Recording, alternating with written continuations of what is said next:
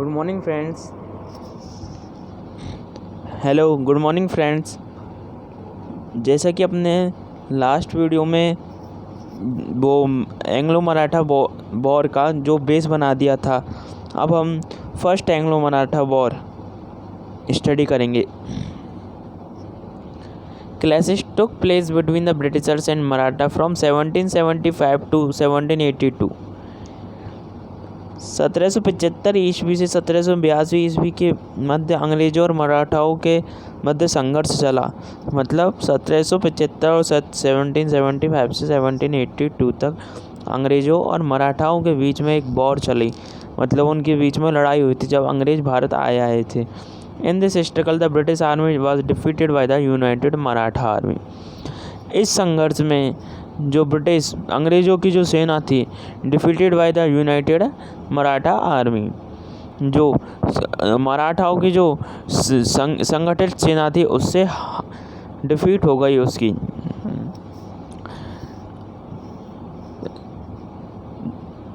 They had to sign the humiliating treaty of Wadgaon. उनको फिर हारने के बाद फिर उनको मराठाओं की मारनी पड़ी और मराठाओं ने उन्हें humiliating treaty of Wadgaon 1779 AD में बड़गांव की ट्रीटी हुई थी। According to which the Britishers were to give back the regions they had won previously from the Marathas. According to which the Britishers give back the region which they had won previously from Marathas. जिसके अनुसार Britishers को जो क्षेत्र उन्होंने पहले मराठाओं से जीते थे उनको वापस देना था, और मराठास और and from the Marathas and hand over Raghunath Rao और रघुनाथ राव को कोर्ट में Pune in the two the court of Pune court में उनको सौंपना था। मतलब जो अपनी ऊपर अपने 6 मार्च ये रघुनाथ राव और 6 मार्च की जो संधि पड़ी थी, ये देखो अभी बताता हूँ, 6 मार्च 1775 की ट्रीटी ऑफ सूरत। इसमें रघुनाथ राव के से जो उनके चाचा जी ने ट्रीटी की थी, जो उन्होंने धोखा दिया था, फिर मराठाओं ने कहा कि उनको पुणे कोर्ट में पेश किया जाए। Besides, they had to pay Rs 41,000 as bar damages and they had to pay, उनको 41,000 की राशि बार डैमेजेस के रूप में देनी पड़ी। ये फर्स्ट एंग्लो मराठा वॉर। अब हम चलते हैं second Anglo Maratha war. The struggle continued from 1802 to 1805। अब देखो फ्रेंड्स, पहले 1775 से 1782 और फिर तुरंत 1782 और फिर थोड़ा टाइम लगा, फिर उसके बाद 1802 से 1805 एडी में the struggle continued from 1802 to 1805 AD. The reason behind the struggle The reasons of the clashes was the imperialistic ambition of Lord Wellesley and the mutual conflicts between Maratha chief. The reason of the clash मतलब जो कलेश मतलब जो लड़ाई का reason था, was the imperialistic policy of Lord Wellesley. Wellesley की imperialistic policy, साम्राज्य विस्तार की नीतियाँ, मतलब राज्य हड़पने डॉक्ट्राइन ऑफ लेप्सी अपने पढ़ा था पिछली क्लासेस में, और इस क्लास में भी अपने पढ़ेंगे डॉक्ट्राइन ऑफ लेप्सी एंड ऐसी बहुत सारी नीति थी। और mutual conflicts between the Maratha chiefs, और मराठा चीफ्सों के बीच में म्यूचुअल कॉन्फ्लिक्ट मतलब आपस में ही लड़ाई झगड़े चल रहे थे। अब भैया आपस में ही लड़ रहे हैं तो दूसरे को कैसे संभाल लेंगे। पहले में तो यूनाइटेड होके उन्होंने सामना कर लिया, अब दूसरे में तो नहीं दे पाए टक्कर। In this struggle the Maratha chief fought independently against the Britishers and were defeated. In this struggle, the Maratha chiefs fought independently against the Britishers and defeated. इस युद्ध में मराठा चीफ्स ब्रिटिशर्स के विरुद्ध अकेले मतलब अलग अलग चीफ अपनी अपनी सेना से लड़े, और इनके तीन ग्रुप बने थे। Bhonsle struggled in South India and after being defeated in battle of Amargaon in 1803 AD, Treaty of Devgaon was signed was the signed with the Britishers. Bhonsle सरदारों ने 1803 में ब्रिटिशर्स के साथ बैटल ऑफ अमरगांव किया था, उसमें उनकी डिफीट हो गई थी और उन्होंने treaty of Deogaon they had to sign the treaty of Deogaon. Treaty of Deogaon was signed between the Britishers and Marathas. 17 दिसंबर 1803 17 दिसंबर 1803 को उनको अमरगांव की ट्रिटी साइन करनी पड़ी। Scindia was defeated in the battle of Lalwadi.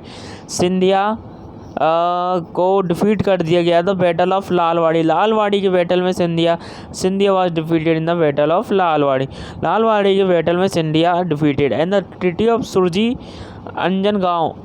Anjangaon की ट्रिटी हुई थी 30 दिसंबर। अब ये ऊपर वाली 17 दिसंबर और नीचे 30 दिसंबर 1803 को ट्रिटी ऑफ सूरजी अंजनगांव की ट्रिटी साइन हुई थी। The struggle took place between the Holkars and the Britishers remained indecisive, and Treaty of Rajghat linked between both the parties in 1806 AD। और जो होलकर्स और जो तीसरे सरदार थे होलकर्स, जैसा कि मैंने आपको बताया था कि 3 ग्रुप बने थे, और जो तीसरे सरदार थे होलकर्स ने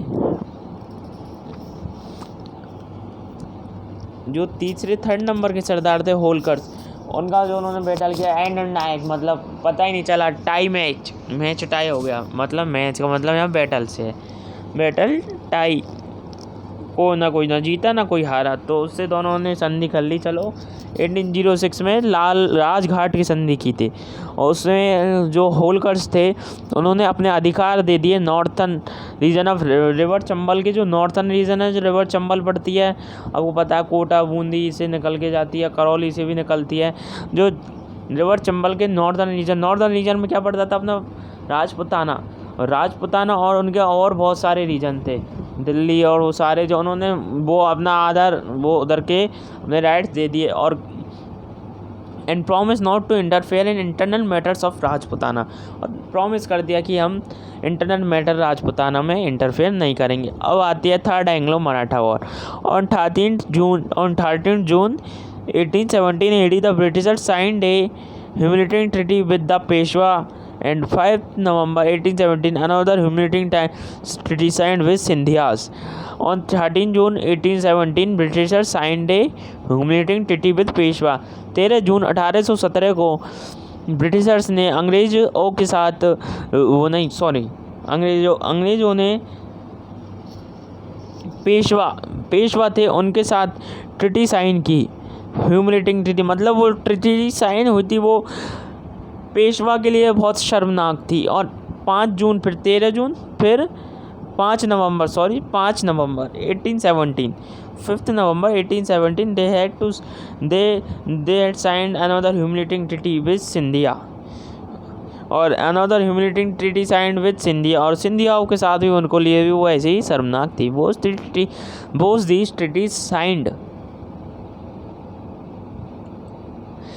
to strengthen the supremacy of Britishers।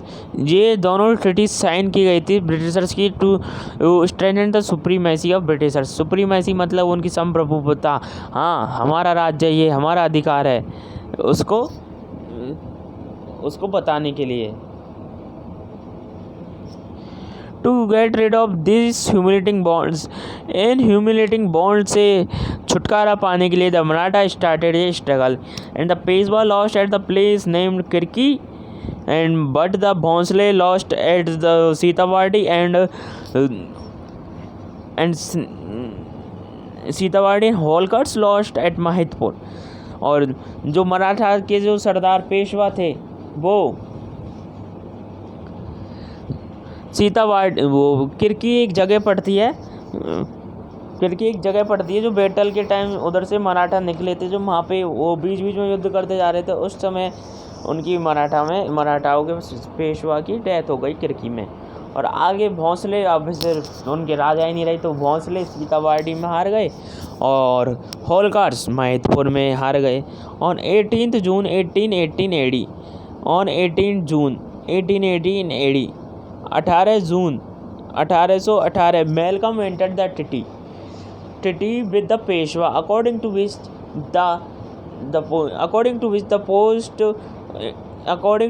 post of Peshwa was abolished and the Peshwa was sent to Bithur and with a sanctioned pension of 8 lakhs.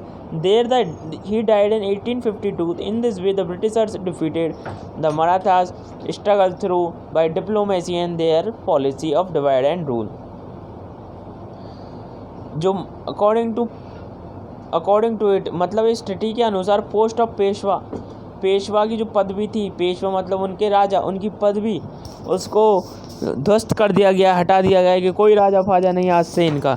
और Peshwa was sent to Bithoor, और पेशवा बिठूर भेज दिए गए with a sanction pension of 8 lakhs, 8 lakh रुपए की sanction pension से वो कि कह दी तुम जाओ, आपको महीने साल भर जो भी उनके था कि आपको 8 लाख रुपए मिल जाए करेंगे और आप वहाँ आराम से मौज करो, आपको यहाँ कोई राजकाज से मतलब नहीं। पेशवा की वो पदवी उन्होंने हटाई दी थी। There he died in 1852 AD, भावे वो 1852 एडी में उनकी डेथ हो गई थी। In this way the Britishers defeated the Maratha through the struggle and by diplomacy and the policy of divide and rule. In this इस तरीके से मराठाओं को ब्रिटिशर्स डिफीटेड, मराठाओं को ब्रिटिशर्स ने हरा दिया और by the diplomacy of their divide and rule की डिप्लोमेसी से, मतलब फूट डालो राज करो नीति। अब आ जाते हैं अपन Anglo Mysore war in 1761 AD. ध्यान रखना अभी हम एंग्लो मैसूर वॉर पढ़ रहे हैं। अब मैं तो इसमें कंटिन्यू वीडियो करता जा रहा हूँ, पर आपको ध्यान रखना है कि जो पिछले वाला है पहले उसको लर्न करें, फिर आगे इस एंग्लो मैसूर वॉर पे आए।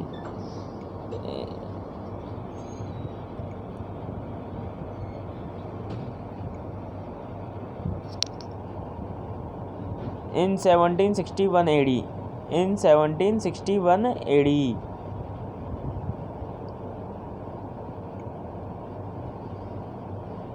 Haider Ali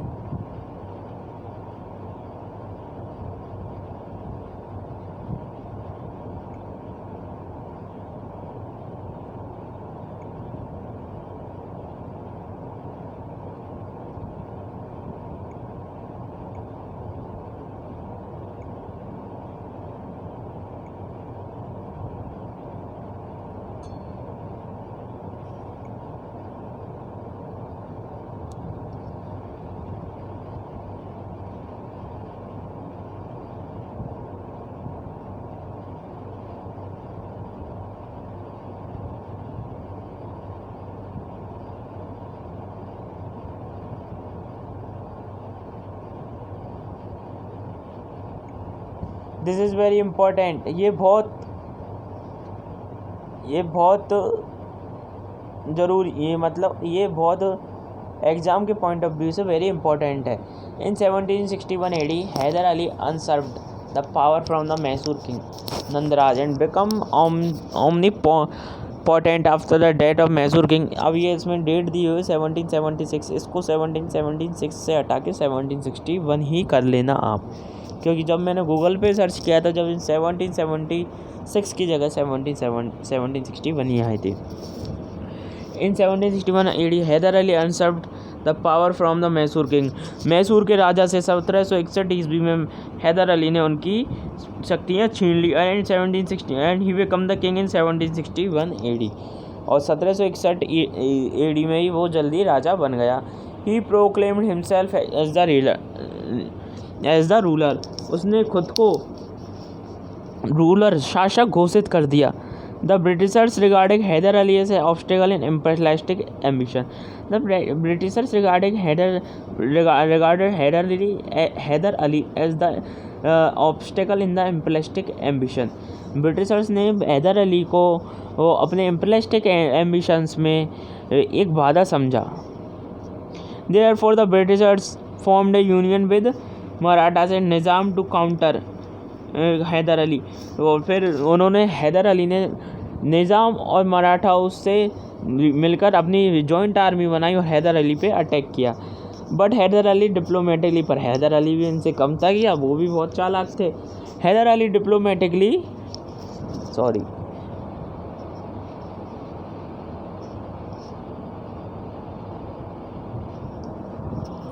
Hyder Ali diplomatically counterbalanced the Maratha and during the war allied with Nizam with him by promising him during counterbalanced Maratha during the war and allied the Nizam with him by promising him a grant of a large region। मतलब हैदर अली ने diplomatically मराठाओं से किए, उनको कुछ पैसों की बात करके, मतलब उनसे जो चाहते थे, जो तुम्हें चाहिए बोलो और वार में मत आना, मतलब युद्ध में भाग मत लेना। और ड्यूरिंग द वार, युद्ध के दौरान ही निज़ाम से कह दिया कि जाओ आप जा बेटा जा, मतलब जाओ आप युद्ध मत करो, हम आपको वैसे ही बिना युद्ध करे एक लार्ज भूमि का टुकड़ा, मतलब लार्ज कुछ जागीर दे देंगे। तो निज़ाम जी खुश और चल दिए वो तो। और फिर in 1767 AD Hyder Ali invaded the regions. अब 1761 AD में हैदर अली बोले ब्रिटिशर्स से, हाँ भाई साहब, निज़ाम जी और मराठा जी तो देख नहीं रहे, अब आप अकेले का क्या होगा, जैसे तेरा क्या होगा Kalia. Finally the Britishers were defeated in 1767। Hyder Ali invaded the regions under the British influence. 1767 AD में हैदर अली ने ब्रिटिशर्स के अंडर इन्फ्लुएंस के रीजन्स को इन्वेड किया। Finally the Britishers was defeated, और अंत the Britishers was defeated and helpless Britishers signed a treaty of Madras. ये very important है, ट्रीटी ऑफ मद्रास कभी भी एग्जाम में पूछ लेता है बहुत बार। 4 अप्रैल 1769 AD with Hyder Ali, according to the provision of treaty, they both returned each other region। Treaty के अनुसार 4 अप्रैल 1769 AD को मद्रास की ट्रिटी, 4 अप्रैल 1769 AD को मद्रास की ट्रिटी हुई थी। उसके नियम अनुसार उनको अपने जो क्षेत्र थे, मतलब जैसे मराठाओं ने जो अंग्रेज़ों के जीत लिए थे और अंग्रेज़ों ने जो मराठाओं के छोटे मोटे क्षेत्र जीत लिए, उनको वापस करना था। अब आते हैं अपन second Anglo Maratha war. Second Anglo Mysore war. The Britishers wanted to avenge the humiliating and defeat suffered faced in first struggle।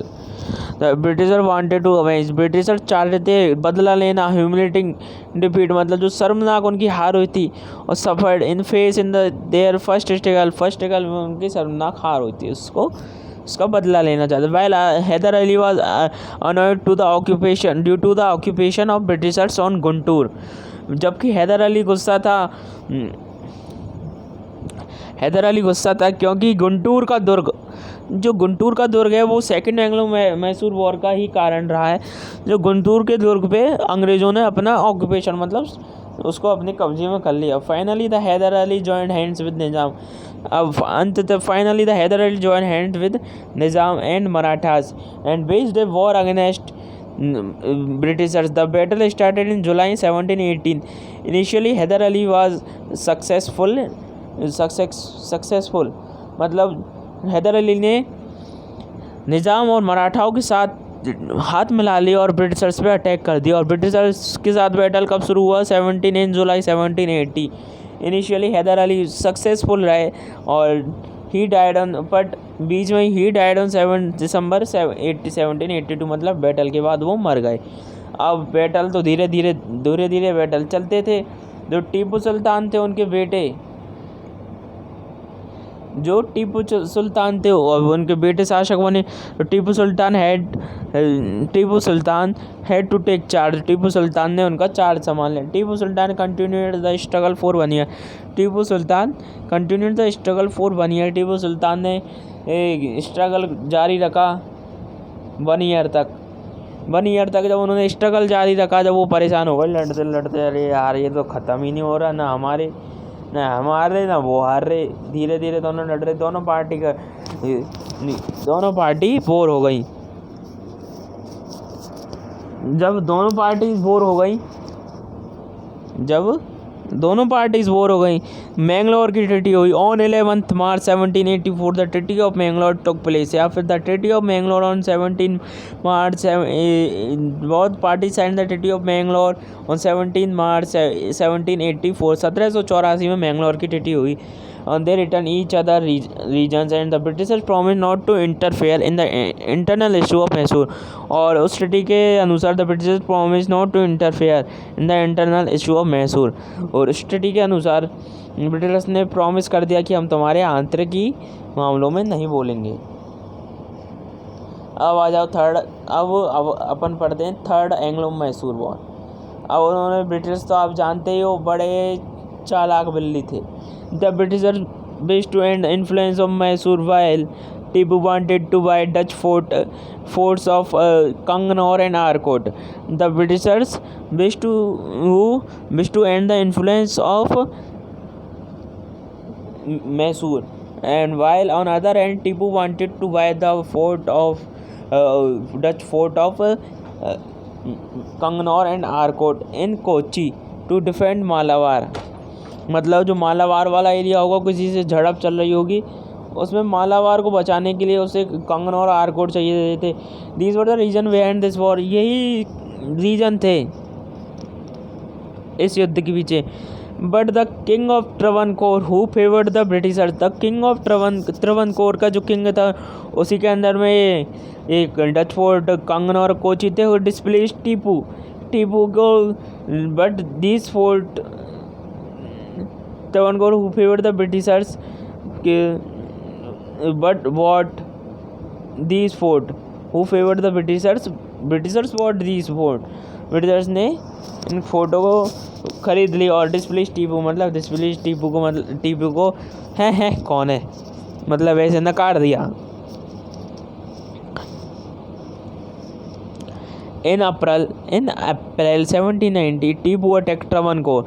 अब टीपू सुल्तान चले 17 अप्रैल 1790 में उन्होंने ट्रवनकोर पर अटैक कर दिया। But Cornwallis invaded Mysore with hug army. Cornwallis थे, उन्होंने इन्वेडेड मैसूर को लूटा पूरे विशाल सेना के साथ। टीपू तो वहाँ चले गए ट्रवनकोर और पीछे से पीठ पे से बाहर छल कपट से कर देते थे। Tipu faced him courageously but finally on 23rd February 1792 he had to sign the treaty of Srirangapatna. Tipu वो फोर्ट था जिसमें टीपू रहते थे, उनको टीपू को 23 सितंबर 1792 AD में श्रीरंगपट्टनम की ट्रीटी साइन करनी पड़ी। Due to this treaty half of Mysore went into hands of the Britishers. इस ट्रीटी के कारण हाफ ऑफ मैसूर, आधा Mysore went in the hand of Britishers के हाथों में चला गया। और Britishers were paid 3 crore as war indemnity. मतलब ब्रिटिशर्स ने टीपू से कहा कि हमारा 3 करोड़ का नुकसान हुआ है, उसको आप भरिए, जो उन्होंने टीपू ने फिर देने पड़े। और Tipu was forced to hand over his 2 son in the custody of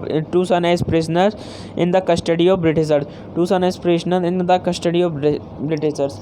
और उसको टीपू फोर्स हो गया हैंड ओवर टू अपने दो बेटों को प्रिजनर्स कैदी के रूप में ब्रिटिशर्स की कस्टडी में रखने के लिए। ब्रिटिशर्स भी बहुत चालाक थे, उन्होंने इसलिए रखवाया कि कभी भी कोई टीपू कुछ करे और उसके बेटों को रख दो सामने। मतलब कोई बाप अपने बेटे पे, अब कोई पिता अपने पुत्र पे क्यों अटैक करेगा, इसलिए उन्होंने इसका फ़ायदा उठाने के लिए रखवाया।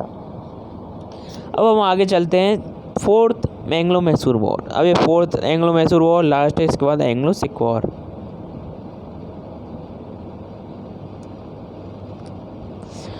In 1798 AD, Lord Wellesley came to India. In 1798 AD, Lord Wellesley came to India. Lord Wellesley Bharat आ गए थे as the governor of East India company के गवर्नर के रूप में। Lord Wellesley was an imperialistic governor general. Lord Wellesley एक साम्राज्यवादी governor general थे।